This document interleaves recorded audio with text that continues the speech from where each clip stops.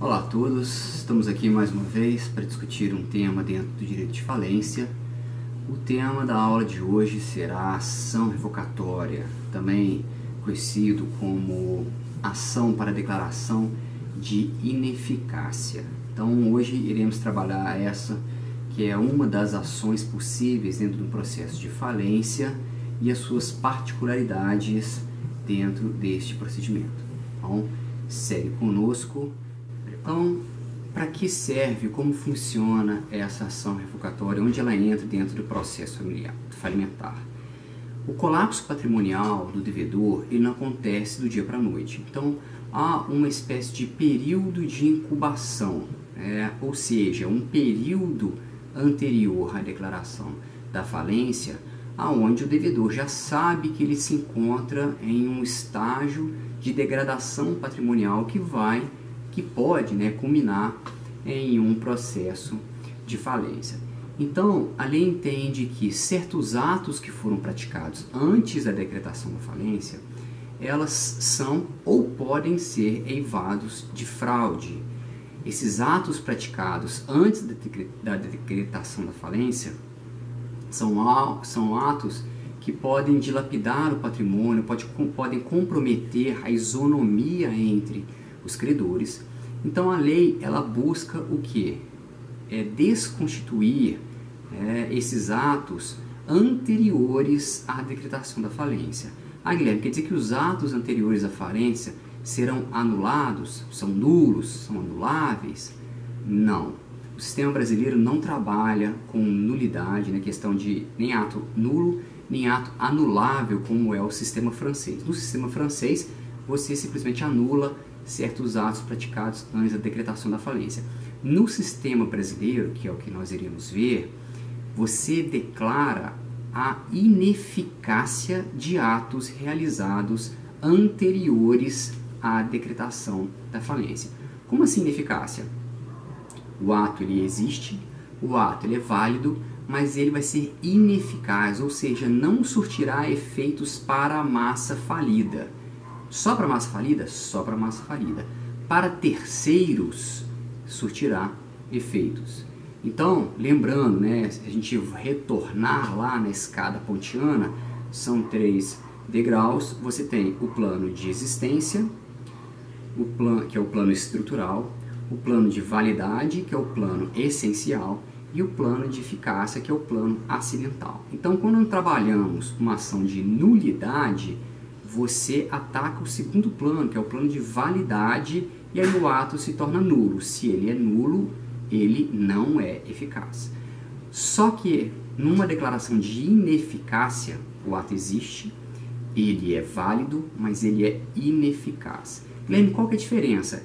O ato existe, ele é válido, então eu posso utilizar desses atos, terceiros podem se valer desse ato para requerer indenizações, por exemplo, contra a massa falida, contra terceiros, ou opor um contrato com relação a terceiros, mas com relação à massa falida não terá eficácia, não terão efeitos contra a massa falida. Então, houve a validade, o ato existe, ele entrou dentro do mundo jurídico, mas ele não surtiu efeitos para a massa falida. Então, esse é um ato ineficaz.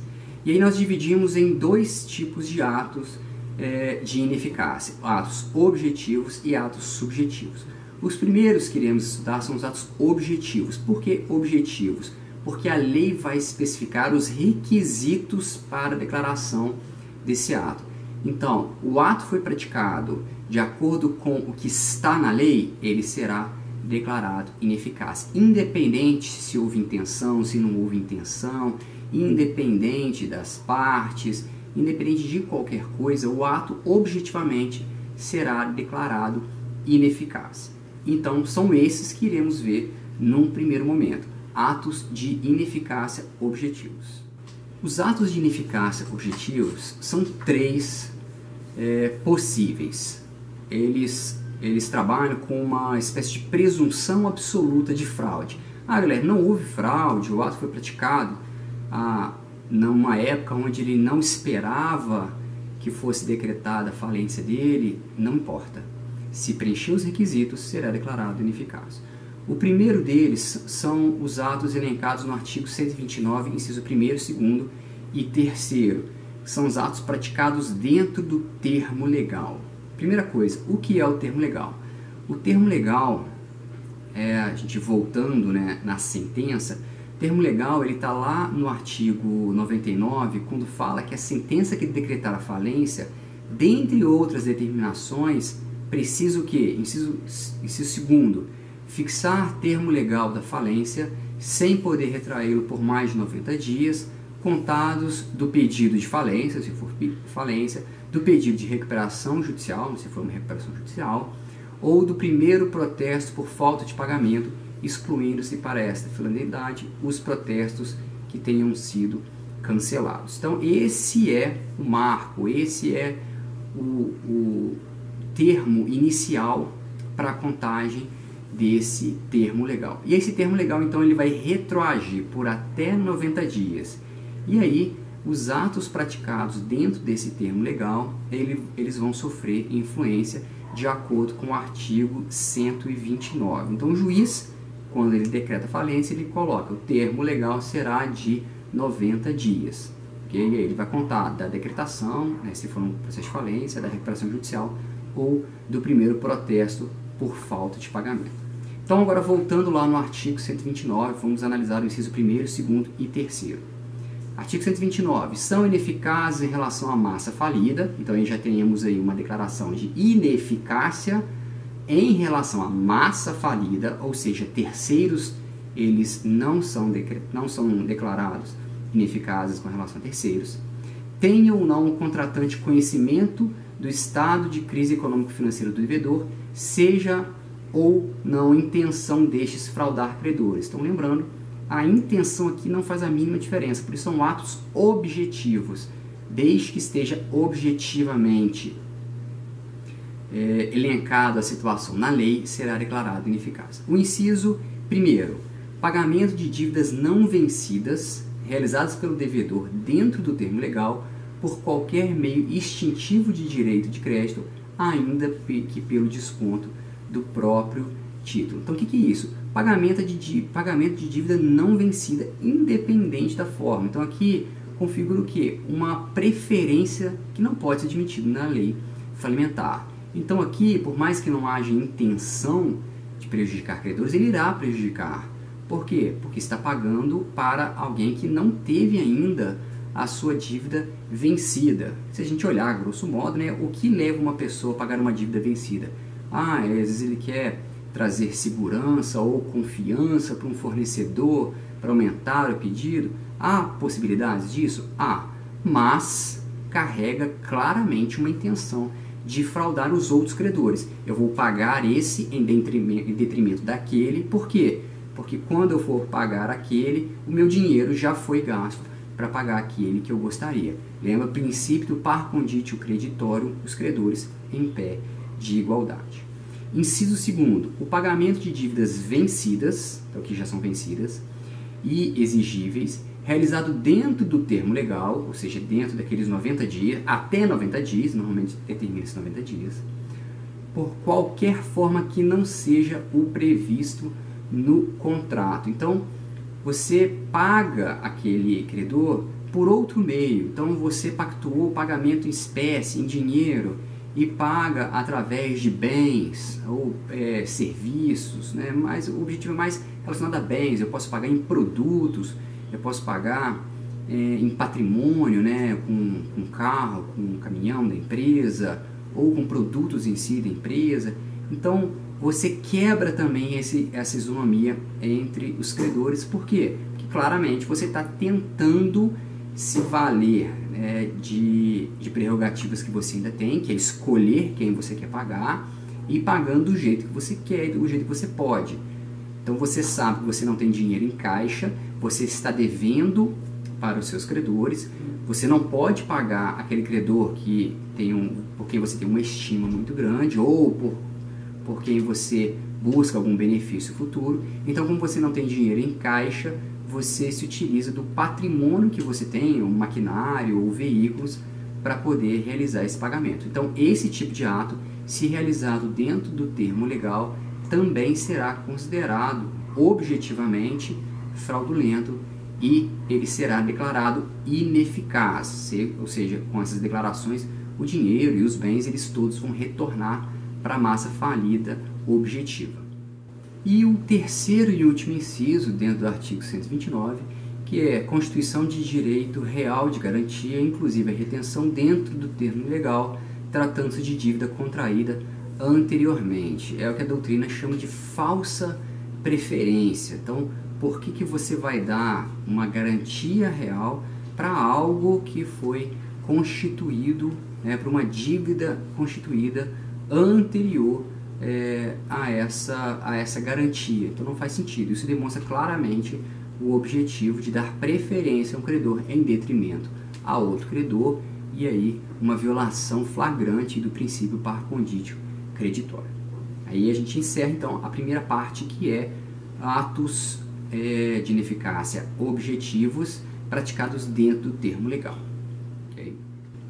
O segundo caso são os atos praticados 2 anos antes da decretação da falência. Então, assim como no termo legal, há aqui uma presunção de fraude, só que aí é um período muito maior.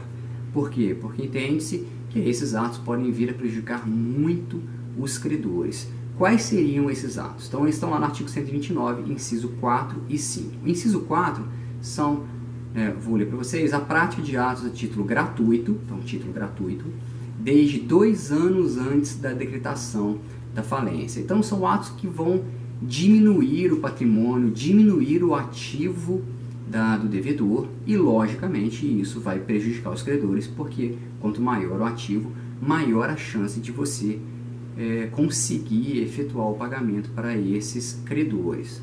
Tá? Esses títulos, exemplo, doação, comodato, usufruto, qualquer tipo de contrato de negócio jurídico que seja título gratuito e venha a reduzir o patrimônio. A doutrina alerta que algumas atitudes, como doações de valores ínfimos, por exemplo, com um claro objetivo de melhorar a imagem da empresa, por exemplo, ela não entraria nessa questão. Então, valores ínfimos, ou marketing, ou promoção da empresa, ou realmente uma participação em um evento de caridade, onde os valores são irrisórios e demonstram aí, ou não teriam a capacidade de causar dano ou uma redução substancial no ativo dos credores. Okay? E o segundo, renúncia à herança até 2 anos antes da decretação da falência. Então, a falência, como é um estado que não chega do dia para a noite, são raros as vezes onde simplesmente a empresa fale em 1 ou 2 meses. 2 anos para o legislador foi um prazo onde você já sabe que você não está bem e que há a possibilidade de uma quebra. Então, nesse caso, principalmente aqui a gente relaciona com o fato de empresários individuais que vão responder com bens pessoais, a renúncia a uma herança ela vai ser declarada ineficaz. Por quê? Porque entende-se que renunciando uma herança, você está deixando de inserir patrimônio para uma eventual liquidação, um eventual pagamento a esses credores. Então, a partir do momento que o devedor renuncia uma herança, ele está tirando a chance dos seus credores de receber o seu pagamento. E essa renúncia, normalmente, ela é feita em prol, normalmente não, se há uma renúncia é feita em prol dos demais herdeiros, e isso é muito claramente visto quando o próprio devedor ele continua se utilizando daqueles bens que ele renunciou. Então, é uma renúncia objetivando claramente uma fraude. Mas aí, como eu disse, são atos objetivos, não é necessária a demonstração da intenção, não é necessário demonstrar que os bens renunciados continuam em poder dele e ele continua fazendo uso desses bens. O mero fato de renunciar uma herança 2 anos antes da decretação da falência já é suficiente para que seja declarada a ineficácia desse ato. Okay? O terceiro caso, né, que aí é um caso geral, são casos gerais que não tem um prazo específico. Qual que é? Que é o artigo 129, inciso 6. Então, vou ler para vocês. Que havendo transferência de estabelecimento feita sem consentimento expresso ou pagamento de todos os credores, então, ou você não dá o consentimento aos credores, ou você não paga esses credores, esse tempo existentes, não restando ao devedor bens suficientes para solver o seu passivo, salvo se no prazo de 30 dias não houver oposição dos credores após serem devidamente notificados judicialmente ou pelo oficial de registro de títulos e documentos. Então, nesse caso, você tenta realizar um trespasse, que é a transferência de um estabelecimento, sem que você notifique os credores ou sem deixar bens suficientes para pagar esses credores. Então, aí, isso não é permitido, chama de trespasse irregular. A possibilidade de trespasse existe, mas para isso, ou você deixa bens suficientes para saldar os credores até então existentes, ou você notifica todos os credores que vão ter até prazos de 30 dias para se manifestar. Não havendo manifestação, você está livre, você entende isso aí como uma anuência tácita desses credores para a realização desse trespasse. E o último, que é o inciso 7 do artigo 129, registro de direitos reais, transferência de propriedade entre vivos por título oneroso ou gratuito, averbação relativa a imóveis realizados após a decretação da falência. É o caso de registro imobiliário extemporâneo. Então, é você realmente transferir propriedade, registrar a propriedade, sem que tenha havido prenotação anterior, ou seja, você realizou essa operação após a decretação da falência. Okay? Pode ter sido realizada antes, com prenotação, mas se não houve prenotação, ela será declarada ineficaz. Okay? Essa declaração desses atos de ineficácia objetivos, elas podem ser, como que elas vão ser declaradas? Elas vão ser declaradas ou a pedido, né, dos legitimados, de um credor, ou de herdeiro de credor, ou de sócio, ou alguém precisa declarar isso no processo, ou o próprio magistrado. A doutrina entende que o juiz, observando a ocorrência de alguma desses atos de ineficácia objetivos, por serem objetivos, ou seja, meramente houve uma tipificação daquele ato com o que está disposto na lei, o juiz ele pode declarar essa ineficácia, sim. Okay? E isso deve ser feito através de ação independente ou dentro de um próprio incidente processual. Okay? Os atos de ineficácia objetivos, eles não precisam de um processo próprio, não precisam de uma ação independente. Isso pode ser feito a requerimento nos autos e despacho, decisão nos próprios autos de falência. Não é necessário manejar a ação autônoma independente para isso. Guilherme, posso manejar uma ação para isso? Pode. Seria uma ação revocatória, que é a tese, o objetivo da nossa aula aqui hoje. Mas a ação revocatória ela pode ser usada para atos de ineficácia objetivos e deve ser utilizada para atos de ineficácia subjetivos, que aí iremos ver, é o próximo tema aqui, nosso próximo título. Okay? Então, isso tudo que nós vimos, todos esses atos, eles podem ser declarados de ofício ou a requerimento dentro do próprio processo de falência, mas também é possível manejar a ação própria para essa declaração. Okay? Mas a ação revocatória, ela objetiva principalmente a declaração de ineficácia de atos subjetivos. E quais são esses atos subjetivos? É o que a gente vai ver agora. Atos de ineficácia subjetivo. Quais são eles? São todos os atos praticados nos termos do artigo 130. Ponto. E qual que é o artigo 130? E o que diz o artigo 130 da Lei de Falência, Lei 11.101?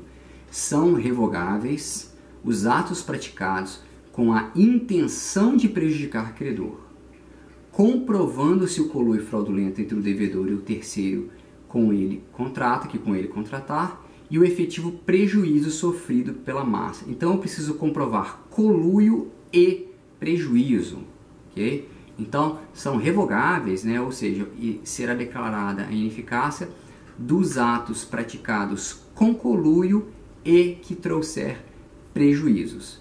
E aí, como que eu vou manifestar, como que eu vou determinar a revogação ou a declaração de ineficácia subjetiva? Através da ação revocatória. Então é para esse, principalmente, que existe a ação revocatória. A ação revocatória, né, nas palavras do Carvalho de Mendonça, é um termo, um conceito que eu trago a vocês, tem por fim pronunciar em relação à massa a ineficácia ou a revogação do ato jurídico do devedor praticado antes da falência, para que entrem na massa os bens indevidamente retirados do seu patrimônio. Então esse é o objetivo da ação revocatória, é trazer de volta à massa falida bens que foram retirados indevidamente por fraude. Ou seja, houve coluio e foi prejudicial, e houve prejuízo para a falência. Então, vou manejar aí uma ação revocatória. Importante aqui, porque a questão técnica conceitual, na verdade, de nomenclatura. O Código Civil, algumas vezes, utilizou o nome revogar, revocatória. Revogar significa trazer de volta, né? Lá do latim. O Código Civil utilizou esse termo revogar como sinônimo de ação pauliana. Então é preciso a gente fazer uma diferenciação. Uma coisa é uma ação revocatória, outra coisa é uma ação pauliana. Então a ação pauliana, ela busca o quê? Ela busca uma ação de nulidade, ela busca a declaração de nulidade, atingindo no plano de validade daquele negócio. E a ação revocatória é uma declaração de ineficácia, atingindo o plano de eficácia. Ou seja, a ação pauliana, a gente trabalha nos 3 níveis, os 3 degraus da escada pontiana. Primeiro, existência, validade e eficácia. A escada pontiana, então, dentro desses 3 patamares, desses 3 planos, a ação pauliana vai trabalhar no plano de validade, vai declarar nulidade, vai ter nulo. Enquanto a ação revocatória vai trabalhar no plano de eficácia, o últimozinho que está lá no alto. Então, no caso da revocatória, lembrando, o ato ele continua válido, mas ineficaz para a massa falida. Na ação pauliana, há uma declaração de nulidade, aquele retorno ao status quo ante das partes. Então, é muito importante fazer aí essa diferenciação. Está lá no artigo 158 ao 165. Há uma decisão, um julgado do ministro Luiz Felipe Salomão, do STJ, é uma decisão de 2011, onde ele coloca de forma assim, claríssima, quase que acadêmica, quase não, de forma acadêmica, a diferença entre essas duas ações. Vou ler um trecho para vocês aqui dessa ação. Ele coloca: a desconsideração da personalidade jurídica não se assemelha à ação revocatória falencial ou à ação pauliana, seja em suas causas justificadoras, seja em suas consequências. Olha só o que ele diz. A primeira, a revocatória, que é a falencial, visa o reconhecimento da ineficácia de determinado negócio jurídico tido como suspeito. E a segunda, que é a ação pauliana, a invalidação do ato praticado em fraude de credores, servindo ambos os instrumentos como espécie de interdito restituitório no desiderato de devolver à massa falida ou insolvente os bens necessários ao adimplemento dos credores, agora em igualdade de condição. Então veja como é que coloca de forma claríssima. A ação pauliana, ela busca o quê? Nulidade, a invalidação, porque trabalha nulidade, né, mas ele coloca como invalidação, porque no plano de validade, olha que coisa simples, se é no plano de validade eu vou invalidar, enquanto a revocatória trabalha no plano de eficácia, efeitos, eu vou declarar ineficácia. Então, assim, bem claro essa explicação do ministro Luiz Felipe Salomão, né, sempre brilhante nas suas explanações, ok? Então, lá no artigo, voltando, no artigo 129, a gente tem os atos de ineficácia objetivos, no artigo 130 a gente tem os atos de ineficácia subjetivos. a ação revocatória possa utilizar em ambos, mas no subjetivo ela é necessária. Okay? Só uma observação, o artigo 129 o legislador fala que são ineficazes, no artigo 130 ele fala que são revogáveis. No final o efeito é o mesmo, que é a ineficácia. Okay? Só a terminologia que foi utilizada de forma diferenciada. Qual que é o procedimento para ação revocatória? Bem simples também, lá na lei de falência. Vamos lá, o procedimento para essas duas declarações, objetivos e subjetivos, é bem simples. Primeiro, com relação à competência. Competência é princípio do vis atrativa, todas as ações intentadas contra a massa falida ou pela massa falida, como a ação revocatória, elas são atraídas para o juízo falimentar. Então, será dentro do juízo falimentar. Com relação ao procedimento, se forem atos objetivos de declaração de ineficácia objetivos, primeiro, a gente já viu, pode ser declarado de ofício, por despacho simples do juiz, desde que já hajam provas nos autos, claro, o juiz ele precisa fundamentar a sua decisão, ou a pedido. Então, dentro dos próprios autos, pode ser a pedido mediante apresentação de provas, claro. No caso, então, bem simples, ok? De ofício ou a pedido dentro do próprio processo, decisão simples, com prova nos autos, objetivo, caracterizou, tipificou, ineficaz, ok? E os subjetivos? Os subjetivos não, tem que ser procedimento conforme o artigo 134 da Lei de Falência, que é para ação revocatória. Somente pode-se declarar a ineficácia de ato subjetivo através de sentença. Então, é condição para a declaração de ineficácia de ato subjetivo, do artigo 130, sentença. Okay? No caso de inobservância disso, se for declarado em sentença, você tem aí desrespeito ao due process of law, o princípio do devido processo legal, que está lá no artigo 5º, inciso 54 da Constituição. Quem tem legitimidade ativa para intentar essa ação revocatória, lembrando que a gente já está falando dos atos de declaração de ineficácia subjetiva. Quem pode fazer esse pedido? Vamos lá. Legitimidade ativa, a gente tem lá no artigo 132 da Lei de Falência. Deverá ser proposta pelo administrador judicial, qualquer credor ou pelo Ministério Público. Okay? Então, esses são os legitimados, ordinários, sempre esses os legitimados para intentar ações relacionadas à falência. Legitimidade passiva, ou seja, quem pode sofrer, quem vai estar no polo passivo, sofrendo os efeitos da ação revocatória. Artigo 133. Todos que figurarem no ato ou que por efeito dele forem pagos, garantidos ou beneficiados. Então a gente vai ter um rol grande de legitimados passivos aqui, se houve uma cadeia de alienação ou de beneficiados. Contra os terceiros adquirentes, se tiverem conhecimento, ao se criar o direito, da intenção do devedor de prejudicar os credores, então aqui a gente tem um limite subjetivo, que é a intenção, contra os herdeiros ou legatários das pessoas indicadas nos incisos 1º e 2º caput desse artigo. Então aí, no caso de herdeiros ou legatários, aqui a gente está trabalhando com aqueles de responsabilidade ilimitada, ou seja, a falência vai buscar bens pessoais também, seja um empresário individual ou seja um sócio, mas que através de uma ação de responsabilidade foi responsabilizado pela falência e aí ele vai responder, ele vai sofrer os efeitos da falência, que são os efeitos da falência sobre a pessoa do falido. A gente já fez um vídeo e um podcast sobre isso. Então ele vai estar no polo passivo, herdeiros ou legatários, ok? Prazo, qual o prazo para ser intentada a ação? 3 anos, prazo decadencial, ok? De 3 anos a contar da decretação da falência. Então, prazo 3 anos, lá no artigo 132.